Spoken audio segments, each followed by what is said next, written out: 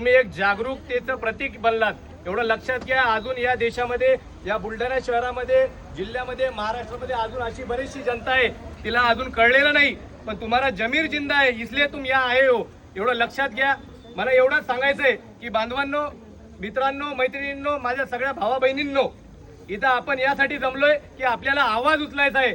जे दिल्ली या जंतर मंतरवर झालेल्या आपल्या या घटनेचा जो आपल्या विद्यार्थ्यांवर जो अमानुषपणे लाठीचार्ज केलाय, या लाठीचार्जच्या निषेधार्थ आपण आज शांततापूर्वक काढलेला लॉंग मार्च आहे. मला सांगायला खंत वाटते की अजूनही आपले विद्यार्थी जागरूक नाहीये देशाचे. अरे त्यांच्यासाठी सुद्धा आपण लढा देतोय, एवढं माझं तुम्हाला सांगायचंय. या सोशल मीडियाच्या माध्यमातून आता तरी जागे व्हा, या सरकारला जाब विचारा.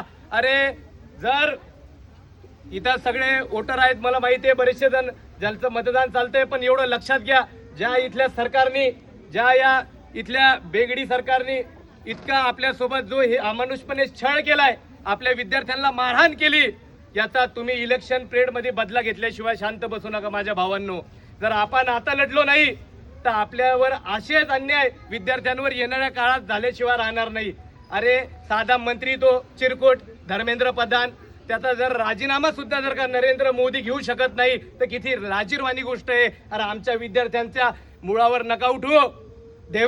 नरेंद्र मोदी, आमच्या विद्यार्थ्यांच्या अस्तित्वावर नका उठू. आमचे विद्यार्थी जर का तुमच्या मुळावर उठले तर नेपाळ सारखी परिस्थिती होऊन देश सोडून जायचं काम पडेल तुम्हाला, एवढं लक्षात घ्या. मोदीजी, आमचा अंत नका पाहू.